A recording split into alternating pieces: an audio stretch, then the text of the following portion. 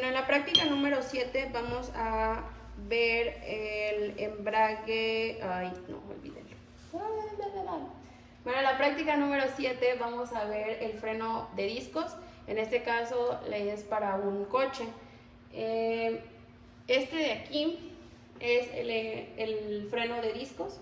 Lo que se hace es que se ponen unas pastillas aquí y acá, y estas ejercen presión para que pues la llanta se frene. En este caso nosotros lo que vamos a hacer es hacer el cálculo de la fuerza necesaria, el torque necesario y la distancia a la que la presión y el torque van a... ay, ya se me fue. Bueno, vas a calcular la fuerza y la posición donde se genere esa fuerza. Sí. Qué pendeja. ¡Acción! Bueno, en la práctica número 7 vamos a ver el freno de discos. Este freno de discos lo vamos a tener en una llanta de un automóvil. Y bueno, el freno de discos es este que tengo aquí.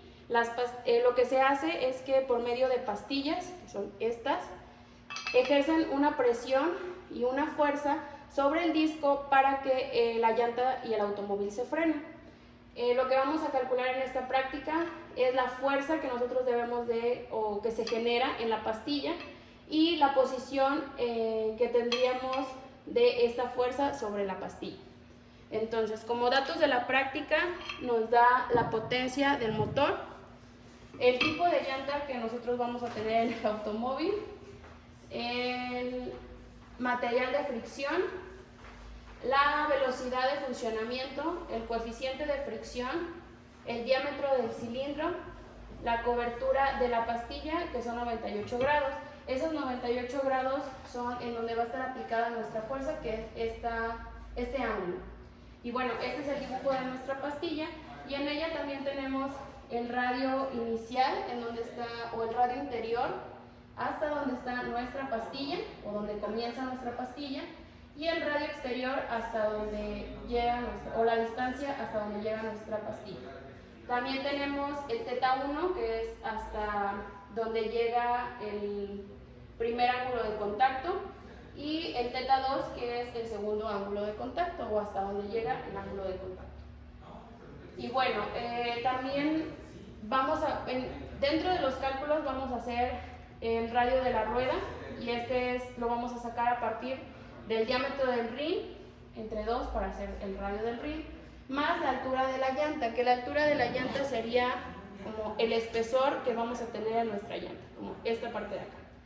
Entonces, estos dos datos los podemos sacar de la designación de la llanta, que en este caso es una P205-45 R17. ¿Qué datos podemos sacar de esta designación? Pues P es el tipo de vehículo, que en este caso es para pasajeros, el 205, que es la anchura de la llanta en milímetros, la altura, que es la que les dije que sería el espesor de la llanta, esa sería del 45% de la anchura, y bueno, se calcula de la siguiente manera. R17, que sería para un rin radial de un diámetro de 17 pulgadas. Y bueno, de ahí sacamos el radio de la rueda, sacamos la velocidad angular de la rueda, que lo sacaremos con la velocidad de funcionamiento entre el radio de la rueda, que es lo que acabamos de calcular. Después vamos a sacar el momento de torsión al freno. Lo vamos a calcular con la fórmula de potencia igual al torque por la velocidad angular. De aquí, como les dije, vamos a sacar el momento de torsión al freno, o sea, el momento necesario para frenar o que tenemos que vencer con estas pastillas. Entonces, de aquí tenemos que plantear las ecuaciones fundamentales para frenos. Bueno, estas ya están establecidas y serían las siguientes, en donde tendríamos que la fuerza es igual a todo esto, en donde nosotros estamos considerando el área en la que va a actuar esa fuerza, la presión que vamos a ejercer, y también tendríamos la del torque, que en el torque también, al igual que a la fuerza, se toma el área en la que va a actuar el torque, el coeficiente de fricción, la presión que vamos a aplicar y una distancia R, que pues es lo que en la distancia que va a actuar esa fuerza. También vamos a sacar un radio medio, que sería el RE, y para ello tenemos que tomar en cuenta el torque, la fricción y la fuerza. Y bueno, para sacar estos tres datos lo vamos a hacer primero con la presión uniforme.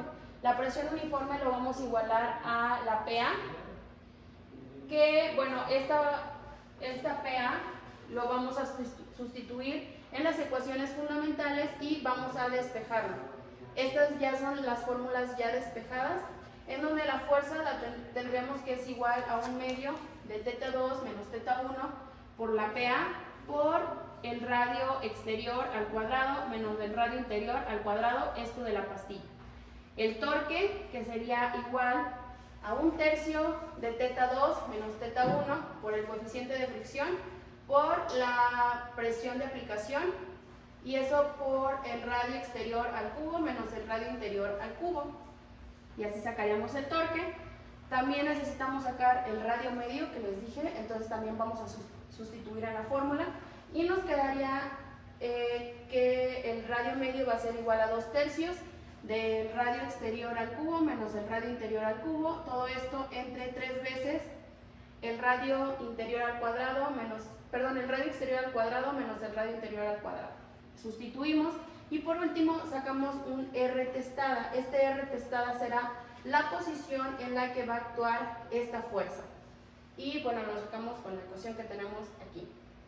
Igual esta ecuación ya está despejada, solamente tendríamos que sustituir los datos que nos piden.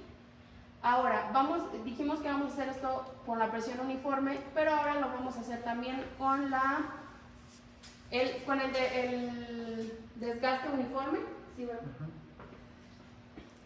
Ahora, con el desgaste uniforme, ya esa P no la vamos a igualar a PA. Esa P la vamos a igualar a PA por el radio de donde empieza la pastilla, o sea, el radio interior de acá, y lo vamos a dividir entre un radio, que sería el radio de aplicación de la fuerza. Y bueno, esto obviamente al sustituirlo en estas fórmulas cambiarían, ya no serían igual a estas, solamente lo que ustedes tienen que hacer es sustituir este P en esta parte de aquí, aquí y aquí. Y bueno, también calcularían una fuerza, un torque, un radio medio y una posición de la fuerza dado la presión uniforme y dado también el desgaste uniforme. Y eso sería todo por la práctica número 7.